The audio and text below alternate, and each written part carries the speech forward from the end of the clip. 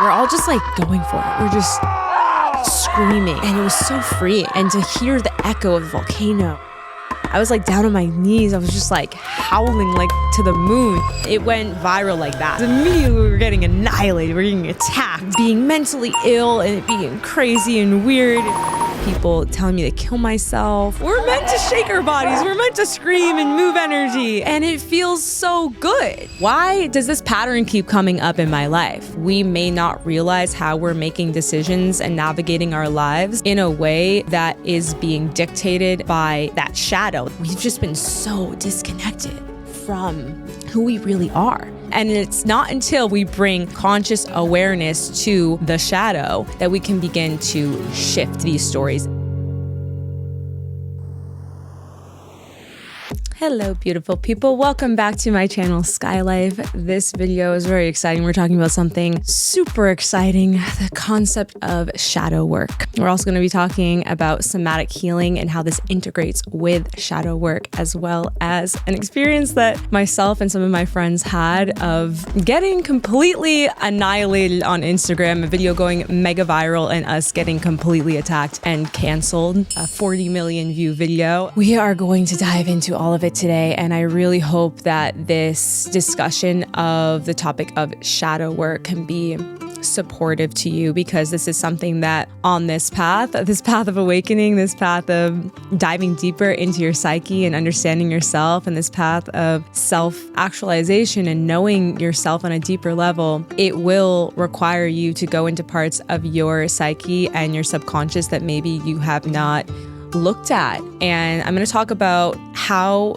the shadow shows up in the body and how we can use the practice of somatic healing, which is basically moving energy through the body to start to tap into these deeper places within the psyche and the subconscious. And then I'll give you real life examples of this. So we are going to be discussing all of these things today, because all of this really happened through this portal of a time that I spent in Bali a few weeks ago.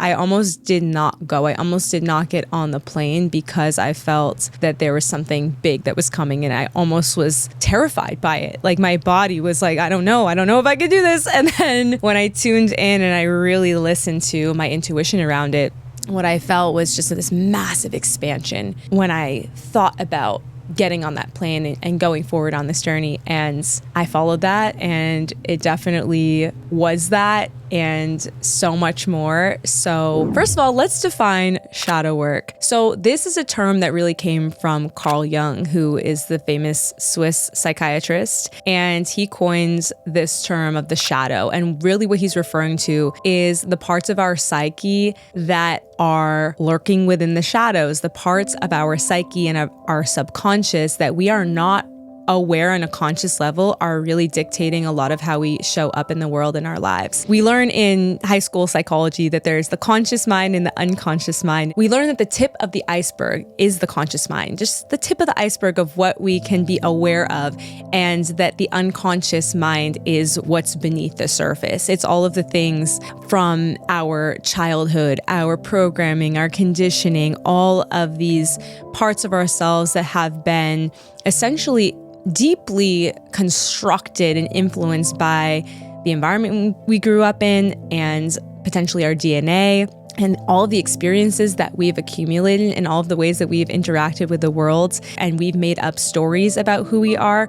All of that is happening on an unconscious level, that is the shadow. That's what's beneath the surface, that until we bring awareness to it, we may not realize how we're making decisions and navigating our lives in a way that is being dictated by that type of programming and conditioning. So I have a belief that it's not just our early childhood that has created who we are. It's so many factors, including past lives. Is something that I strongly believe now, having had experiences with memories of past lives, and after also just diving deeper into the concept of ancestral healing and ancestral karma and the patterns and the codes that we inherit from our parents, grandparents, our ancestors, our lineage. There's so many things that I found out about my lineage that I saw were showing up in my own life, and stories from my ancestors that I felt like were playing out in my life that I was being given an opportunity to rewrite. And if you haven't seen my video with Bella Divine about healing ancestral karma, I'll add a link to that because that dives deeper into the concept of ancestral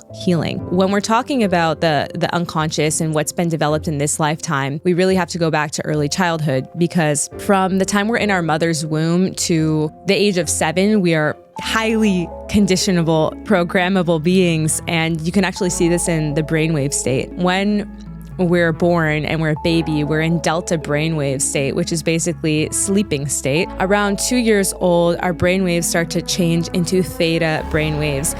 Now, theta brainwaves is the brainwave state of hypnosis. It is the brainwave state where we are highly suggestible, highly conditionable, programmable. That is why children are like sponges. They're absorbing absolutely everything around them in their environment. The relationships that are present in their lives are dictating how they are seeing themselves and what stories they're telling about themselves and who they are in the world around them. Then we start to move into alpha brainwave state, and that's like the flow state. And then we start to, as we merge into teenage years and adult years, it's beta brainwaves, which are it's basically the analytical mind. That is the brainwave state where we're kind of analyzing everything and bringing in a lot of logic into how we're perceiving the world. So the shadow work is bringing conscious awareness to this unconsciousness. It's bringing conscious awareness and bringing light to the parts of ourselves that maybe were programmed in early childhood that we haven't really been aware of, the things that may be running our lives, running the show. And we're wondering, why does this pattern keep coming up in my life? Why do I keep ending up with the same kind of partner in this toxic situation? Why do I keep having issues with money?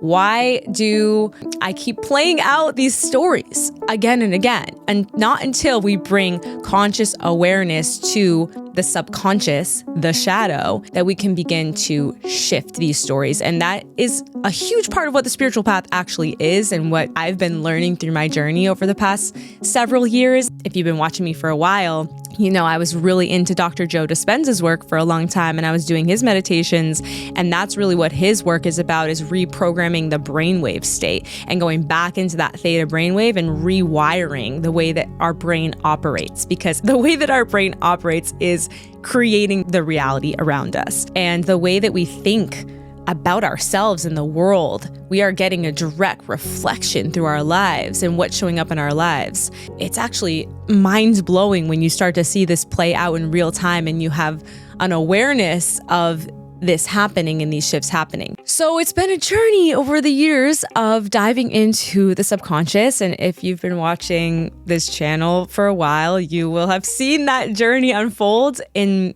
some very unpredictable ways. Sometimes I end up in these situations where I'm just going to try some modality I'm curious about, or I'm going into a situation with no expectations, and all of a sudden I'm like rolling on the floor crying, releasing years of trauma. At first I was even like, what is this? What is going on? And what I've realized now, and it's very simple, is this is a form of healing called somatic healing, where we are basically moving that shadow, that unconscious stuck programming, whatever energy has been stuck and stagnant in the body, anything that we have suppressed or not looked at, anything that has been creating disharmony in the body. Somatic healing is what allows it to be moved through the body and to be felt and to be seen and to be heard. It may look strange from the outside without having an awareness of what it is.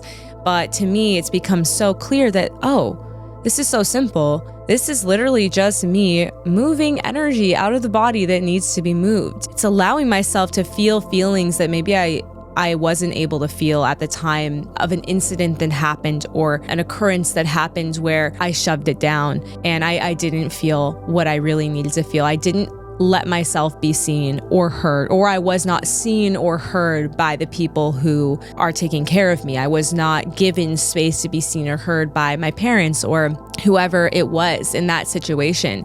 And so somatic healing is really just an opportunity to allow those emotions to move through and be free and released. There are many different forms of somatic healing. This can come through breath work. It can come through shaking and vocal activation, sound. You want to be in a safe container for this type of healing to happen and be with a facilitator who knows what they're doing. There is a part of us as humans that are resisting these parts of ourselves. And another piece of shadow work is really learning to fully love and accept all parts. I read a book a while ago. It was about accepting the shadow parts of ourselves that we're really uncomfortable with, like the part of ourselves that like has a desire for something, but we feel guilt around it. Even the egoic part of ourselves, the part of ourselves that like wants attention, or the part of ourselves that wants money, the part of ourselves that wants power, the part of ourselves that wants things and desires. And we sometimes on the spiritual path especially can shame that. And we can say that is not holy, or that is somehow wrong or bad or shameful. Yet part of shadow work as well is like fully accepting and loving and integrating these parts of our ego that exist. And, a lot of Eastern philosophy, it really advises against attachment, to material items or to desires. I think that there's so much beauty and validity in these teachings and so much we can learn from them. I really resonate with the teachings of Ram Dass. One thing that Ram Dass kind of came to, one conclusion that he talks about, is how for so long he was trying to transcend the human experience through these teachings of letting go of attachment, of completely renouncing material desires and things. And that's the path of many monks and lamas, and beautiful. That is a path that needs to be walked for humanity. And I don't know if that path is for me.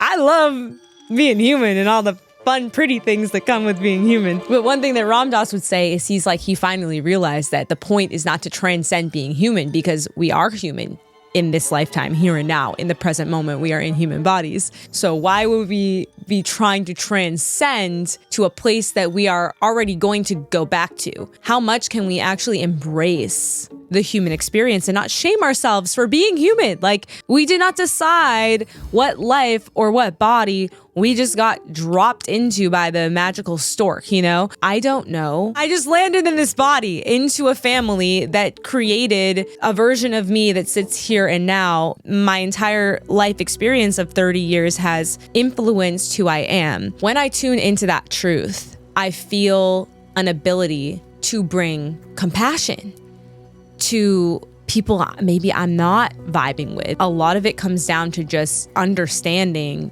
that we all did not necessarily choose the lives that we were dropped into, and we have all been just doing our best to manage the situations that we have been given and the deck of cards that we've been handed. I see so much division and fighting and hatred on social media and attacking and assumptions and projections. And I mean, we're going to get into that because I experienced it on such an extreme level recently. Judgment of others ultimately comes from such a deep judgment within ourselves, something that we're uncomfortable with. And circle back to the shadow. It's the part of ourselves that we have not brought awareness to, that we are uncomfortable with, that we have not integrated, that is projecting onto other people. So how do we begin? How do we work with the shadow and bring light to it and love it and integrate it so it's not creating havoc in our lives and it's not projecting onto others and being mean and nasty? So that's what we're going to get into now, because I'm going to share with you an example of this just through my experience in Bali and what really came up there. I met this incredible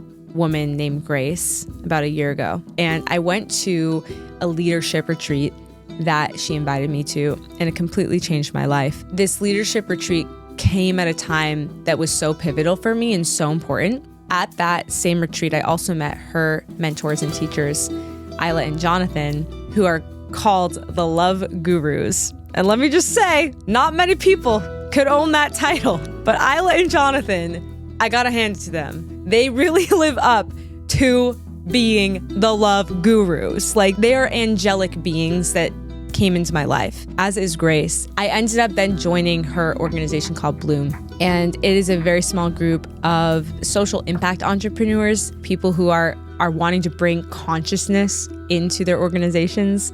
And I ended up sitting at a table with these people in Montana. And I was like, how did I end up at this table? Like the kind of table you look around and you're like, am I supposed to be here? The only thing that can explain this is divine guidance. That event changed my life. That weekend, oh my gosh, I had been praying to be surrounded by people who are a lot smarter than me. I had been praying to be in spaces where I felt like I was, the dumbest person in the room, or like I was the one that had so much to learn, and I was just praying to be in these rooms and at these tables, and it happened. And I was like, whoa. So anyways, Grace invites me to come to her Bloom retreat in Bali. I felt already in my gut, I had already been feeling like I have to go to Bali. I have to go to Bali. I have to go to Bali. And when Grace invited me to go at the same time I was thinking about going, I was like, yes, I'm going. But then leading up to the trip, I felt so much fear. I was like, I don't know if I'm supposed to go. I was freaking out because I felt, oh my God, something crazy is going to happen. Like this is going to change my life, but I don't know if I'm ready. I don't know what's going to happen. What's going to happen? And I told Grace, I don't know. I think maybe I need to just say no. And my intention for this year is expansion. And when I feel expansion in my body, I know that that's a yes. And I know that that's what I have to do. So before we go any further, I'm going to tell you guys about a really incredible tool that I found recently. I actually found it while I was in Bali, and it really supported me to start to rewire some of these programs that I was working with. What I've realized is that positive self-talk really is the foundation of a healthy body and minds, and you are what you repeat.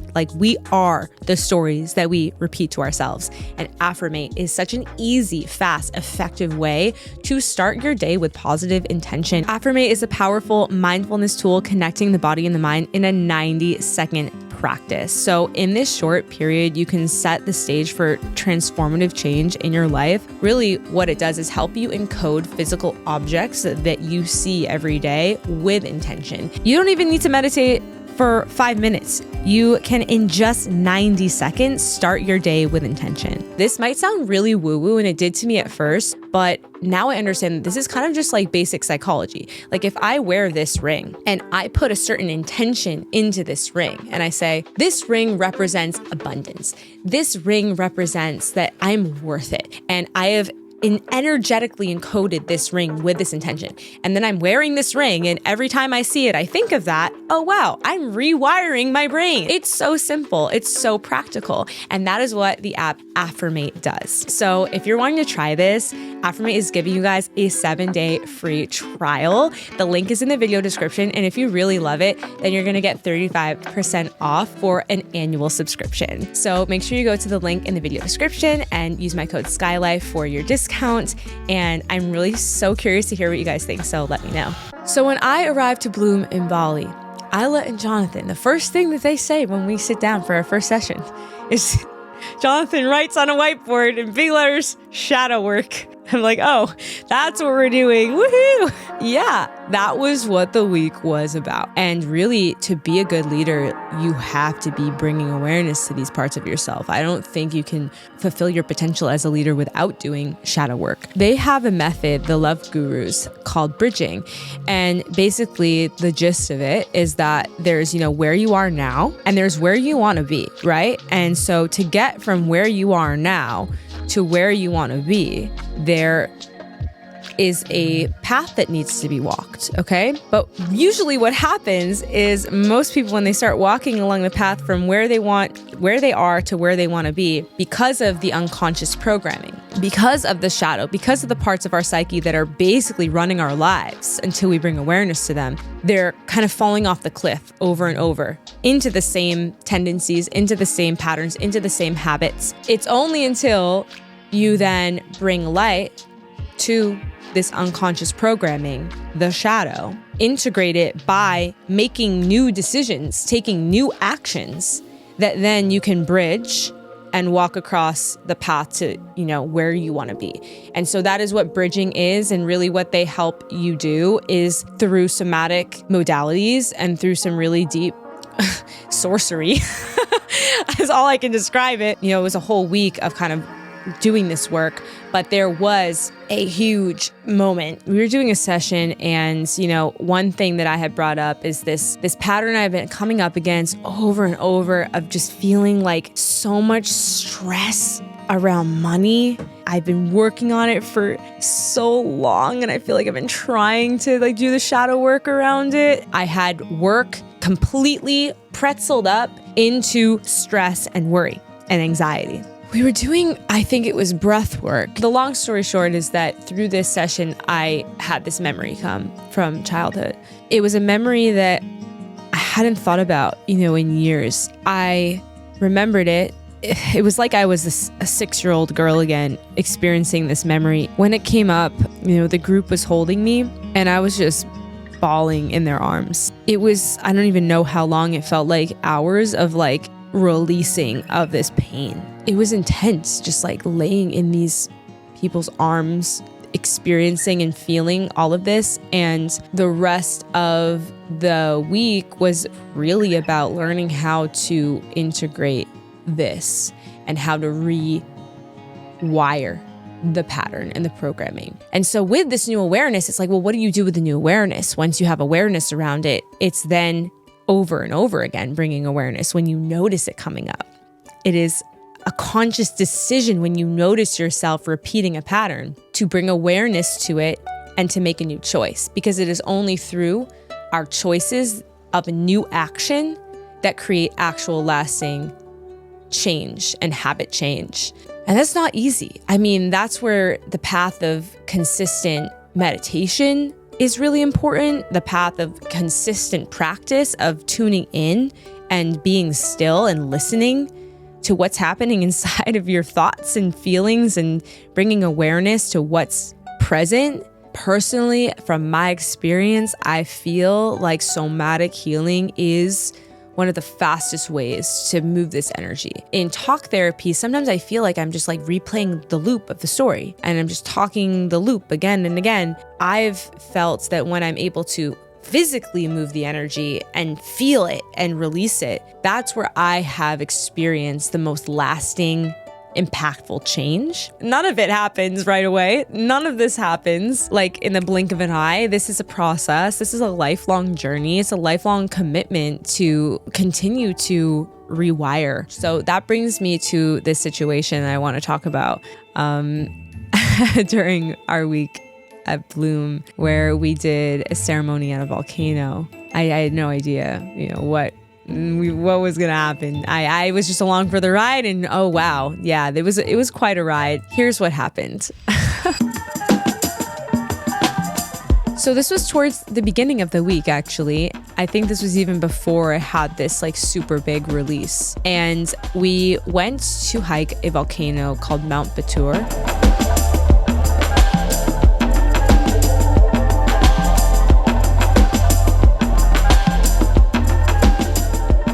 This is a popular volcano to hike to in Bali. Most people go for sunrise, but we went at sunset, and it was kind of cloudy and the weather wasn't great. So when we went, we actually had the entire mountain to ourselves. We climbed all the way up. We didn't see anyone else besides our small group, and we were with 2 local Balinese guides who were amazing. Welcome to Mount Batur. We are in Kintamani district. So this is the volcano.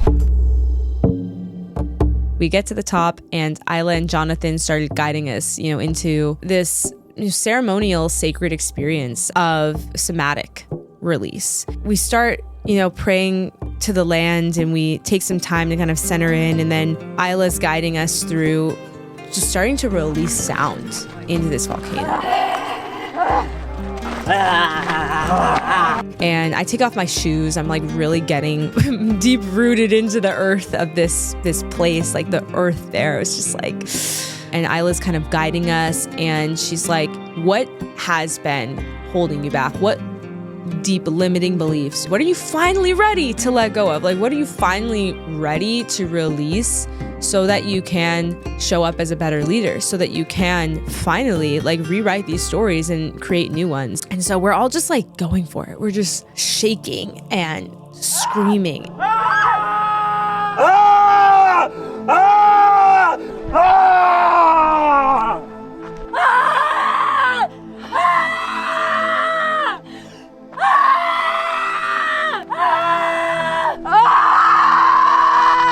And it was so freeing. And to hear the echo of the volcano, and I was like down on my knees. I was just like howling like to the moon, you know? It was a full moon as well. Oh yeah, I forgot about that little detail. It was this like powerful full moon that night as well.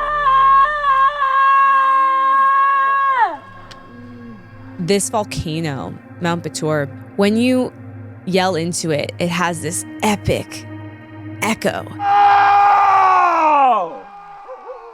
It's almost like it's begging to be yelled into. It's like you can't not. It's so beautiful. It was really just an opportunity to use sound, movement, shaking, screaming, and to move this through the body and let it be free and expressed. We did a prayer to the land. You know, we said thank you to the ancestors of the land and like to the Balinese for holding the space and to our guides for being there. And it was really beautiful. It was like a highlight of this year for me. Later on, you know, I kind of had this thought. I was like, I feel like that would be so fun to share. I feel like this was so beautiful and just like something that could be valuable. So I just like put a quick reel together.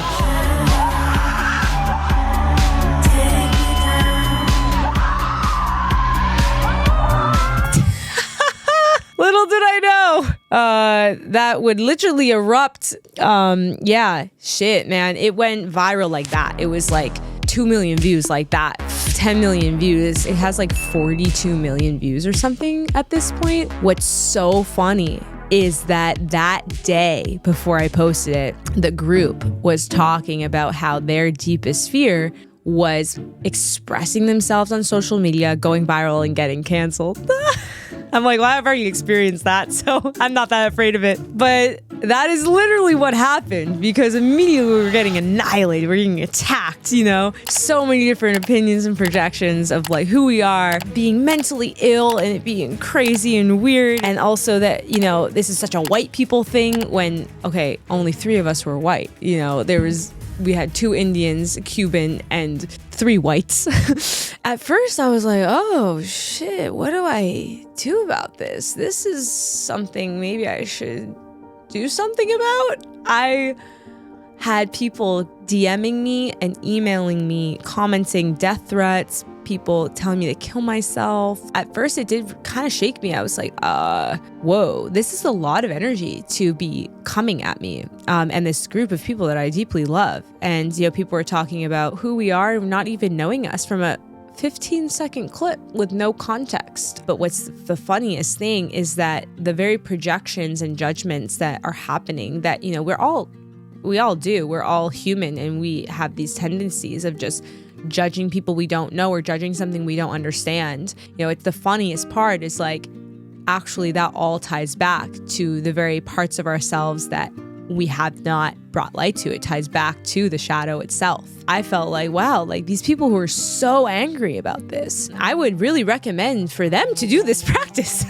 I was like, they would be the ones who would benefit the most from going to scream into a volcano. But most people don't feel safe or comfortable to do that. And we've been conditioned as a society to believe that things like this are strange or weird or wrong when they're such a natural thing. You know, one of my friends, he said, we're just animals that wear clothes. And I'm like, that's legit what we are. And we're wild. We're primal beings. We're meant to shake our bodies. We're meant to scream and move energy. And it feels so good. And I want everybody to experience that. We were getting a lot of criticism for, you know, being at this sacred volcano and like being tourists that were disrupting the environment. And, you know, I can totally understand that perspective. But we were there with no one else present. We were with Balinese guides who were completely supportive of this happening. This is what this volcano is designed to do, is alchemize energy. It's almost like it's designed for this. Like, we've just been so disconnected from who we really are. And there's an opportunity to kind of come back to a deep remembrance of who we are. And you know what's so cool is, for me, it was like such an initiation in owning my voice and my mission and my why, for why I share what I share on social media, why I do what I do. It just anchored me deeper into my purpose in such a huge way. And it was like exposure therapy. And I kind of feel that way. I'm like, that wasn't that bad. Like I could handle this, because you start to see that it actually has nothing to do with you. We're making meaning about ourselves from things that actually have nothing to do with us. Full circle back to shadow work. In this instance, I was blessed to have been given this opportunity in Bali to go on this experience. It changed my life. After this experience, this way in which I was creating before, which was from stress, anxiety, overwhelm, being linked to everything I do for work. Now, the new wiring that I'm working with, the new way of being, the new state of being that I'm practicing and consciously choosing, is to come from a place of play and fun and expression, and that is the energy that I'm using to fuel all of my work. The practice of integrating the shadow is the awareness around the pattern, the awareness of when it comes up, choosing a new state of being. It is not something that's immediate. I've been working on it. It's been happening in real time, but the awareness now is there, and I can see in real time it's shifting little by little. And I can see, oh, in this situation, I was coming from this old place. Let me shift it in right now, here and now. Let me make the choice here and now to choose something new. And that is really the process of integrating the shadow. You don't have to go to a retreat in Bali to do this. You don't. It is as simple as taking 5 minutes of your day and bringing awareness to the thoughts and the feelings that are coming up within you. Awareness is the deepest healer. Awareness is where it all begins. So that is your little shadow work 101 lesson by me. I'm not a guru. I'm no expert. I'm just sharing my experience. I hope that it can be supportive to you. That's the intention here, that by sharing my experience with this, it can somehow be supportive to you on your journey. So I'm really curious to know how you feel about this and your relationship to shadow work. And if you have been working with this and your experience, please let me know in the comments. And if you enjoyed this video, if you want to see more like this, then you can like this video. And if you want to chat more about it, then you can come to the Vibe Tribe Discord. There's a link in the video description. This is kind of a place where everybody just hangs out off of YouTube and chats about these topics. It's totally free for you to access. So that's it for this episode of Sky Life. Love you guys so much, and I'll see you next time. Bye. Easy, let it come, let the sister sun hit ya. Easy, let it come, don't worry about